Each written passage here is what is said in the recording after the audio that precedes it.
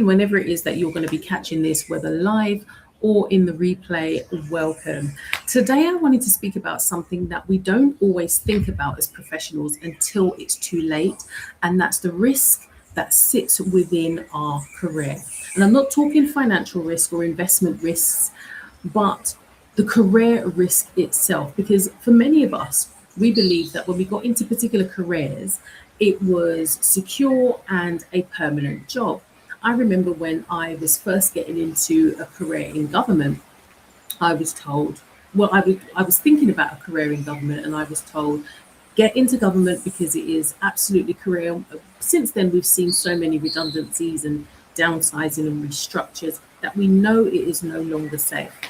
But over the years, whether working in leadership, managing risk, and helping other professionals, I've realized that our salary is an income, yes, but it does not provide security. And security actually comes from having options. So today, I want to help you to assess how exposed or prepared you might be. I'm hoping you can hear me. I'm actually sitting outside and it's just starting to pour with rain, and I'm hoping that my microphone ciphers all of that out, but we'll see. But I want to start with a question. If your role disappeared tomorrow, not because you did anything wrong, but just say that there was a restructuring, there was a change in technology, there was funding that disappeared. I was going to start some work with a company in another country, and their funding was suddenly pulled. You know, a new CEO arrived, or AI automated part of the work that you do. If your role disappeared tomorrow due to circumstances outside of your control, how confident are you that you could recover? Would it be a matter of you having to start from scratch? And the answer to that is the difference between having just a job and being resilient in your career. Because we know that the world of work has changed. We were taught that, you know, you go to school, get good education, you work, you get the good job, you work hard, you be loyal, you get promoted, you stay with one employer and you retire, and then you live happily ever after. But as we look around, we can see that there are redundancies. There are entire departments that just seem to disappear overnight. You start off with a bustling office, and so you turn around and it's just you and your colleagues sitting there.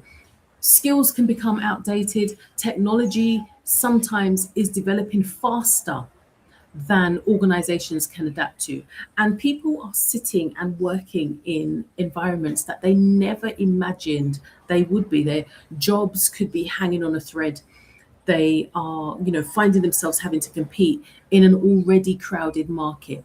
And this isn't to instill fear, it's about being prepared. So when we're talking about career risk, when I'm talking about career risk here, I'm talking about anything that limits your ability to earn, to grow, or to adapt. So it isn't just a redundancy.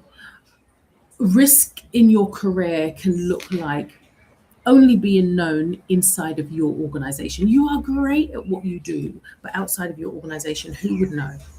Having zero professional network, depending on only one source of income, keeping your expertise hidden, not updating your skills, because I've said so many times that if you are really great at what you do within your organization, you can be really skilled. You can also be de-skilled. Career risk can also look like just being too exhausted to even think about what your future would be. And when you look at all those different things, if you recognize any of that, you may not realize how vulnerable you really are, because nothing has really happened to change it yet. So what I want to do today is a career audit, and I want you to score yourself honestly from 1 to 10 on the questions that I am going to ask you. A 1 would mean I really need to do some work on this, and a 10 would mean I'm in a strong position here.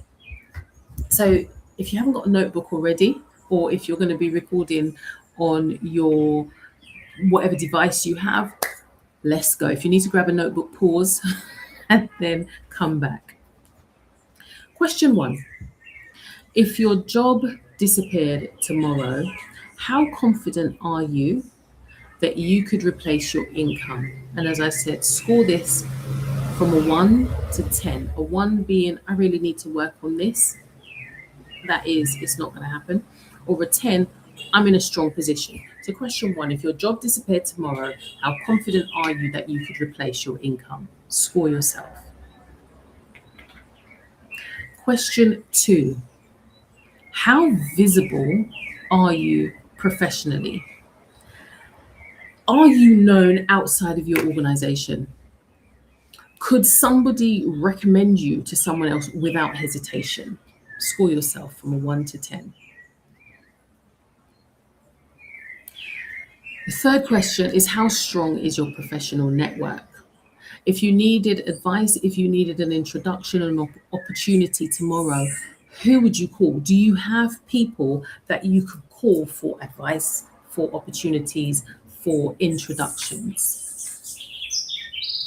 Number 4, how confident are you at explaining the value you bring? And when I'm talking about value, I'm not talking about the great job title. That sounds really good. I'm not talking about where you work and putting that in front of who you are. I'm talking about your actual expertise. Could you clearly explain what it is you do? Score that from a 1 to 10. And question 5, what options are you actively building? Are you actively pursuing another qualification? Are you looking at consulting, freelancing, speaking? Are you developing or thinking of developing a business? Are you going into investments? Are you creating content? Or are you solely relying on one monthly salary? Score that on a 1 to 10. Where are you? Because those questions, answering those questions are really important, because most professionals aren't incapable. They are incredibly capable. It's just that they underestimate themselves. They can be highly skilled, and you may have heard me speak about the conversation I had with my colleagues when we were talking about what would we do outside of the organization. These were highly skilled individuals, but were underestimating their worth, their capabilities, and their values outside of the organization. They only had value within it. And that's a very difficult and dangerous place to be. It's a risky place to be, which is why we're talking about career risk today. Your value comes from your KESS equation, your knowledge, your experience, and your skills. And what your employer does when they pay you is they are paying you rent for your knowledge, your experience, and your skills. Because that is the reason why when you are being employed, you're not being employed because you hold a job title. They give you the job title, but you use your skills within that title. They don't own your knowledge, your experience, and your skills. You have that. And the biggest mistake that people make is that they are well known within their organization, but nobody knows what they do outside of it.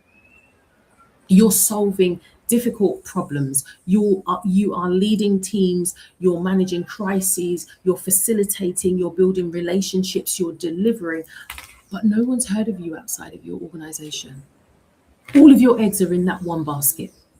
And because you've never, or some of you have never shared your expertise publicly, you have very few options if you wanted to do something different or if change was imposed upon you. And being visible, that's why being visible is important, because that visibility creates opportunity. And being visible doesn't mean that now you have to become this content creator and this influencer. It just means that people can see the value that you bring. So your value inside the organization that is currently being hidden needs to be out there, because people cannot value the opportunities that you're looking for, the introductions that you want. People cannot value what they have never seen. So, a question that is also very important is, what do you actually help people do? Because if you sit behind, I'm a teacher, I'm an accountant, I'm a lawyer, I work in HR, that doesn't actually tell anyone what it is you do. Because there are a million teachers, there are a million people who work in HR. What sets you apart from them? What is the worth you hold? What is the value you hold? What skills do you bring? What's your knowledge? What experience do you have of working in difficult areas or making difficult decisions? This is why it's so important to establish your identity outside of and away from your job title, because it's your knowledge, your experience, and your skills that's going to get you where you need to go, not your title. So I speak about all of this, and I speak about career risk and the difficulty, the danger of being in one space and having all your eggs in one basket. But I'm not sitting here telling you that the goal is that you have to leave tomorrow. I want to be really clear on that. And I wouldn't be a change in risk strategist if that was what I was telling you. My work is about helping people to make thoughtful decisions and not impulsive one. I always speak about defensible decisions, and that's a phrase that I picked up. See, knowledge, that's something that I picked up through my years in probation. You should be able to make a decision based on all of the information that you have, weighing up what the risks are, and make a decision that allows you to sleep at night. Because sometimes when it comes to being in a space, if you're in a space and you feel that you're ready for more, that you could be doing something else, it doesn't mean that you have to leave straight away. That might be the wrong decision to make. Sometimes staying is the right decision. Sometimes leaving might be the right decision, but this is where defensible decisions comes in. You need to ensure that whatever path it is that you take, you are making it from a place of options, because having those options reduces the fear when it comes to making decisions. Ever had to make a decision and it feels as if there's only one decision you can make because you don't have options, and it's a really scary place to be? Are you able to make that decision from a place of confidence? Not usually. Being able to make decisions where you have options mean that you are reducing the fear attached to the decision that you're making. That increases your confidence, and that allows you to create freedom. So there are some things that you need to do to move yourself forward so that you can get visible, because it is important to get visible outside of your organization. Being in that one space where you are only known there, where anything can happen. You hear about companies folding, and again, this is not fear mongering, but anything can happen. And if you're sitting there thinking that you are worth more, then these are the kind of things that you have to start looking at, so that you can start detaching your values and your worth from that job title. So this week, as we start, think about one of the things that you want to do to increase your invisibility, to start making yourself known outside and your skills known outside of that bucket where it currently sits. It might be that you want to update your LinkedIn profile. How long have you been in there? Is there cobwebs in there? Are you actually speaking to anyone in there? Go in there and update it with not your job title, but what it is you do in terms of how you help people. What value do you bring? Another thing that you could do, I'm going to list a couple of things, but this is not me telling you have to do all of these. Choose one that feels right for you. Reconnect with someone in your network. Who is that person that you've been meaning to email, to send a phone, to reconnect with? Do that this week. Reconnect with someone in your network. You could share an insight from your experience. What is it that stands out for you based on your knowledge, your experience, and your skills? What can you share? If you need to do something internally and you want to work through, I have my skills, I know I have skills, but how can I work them?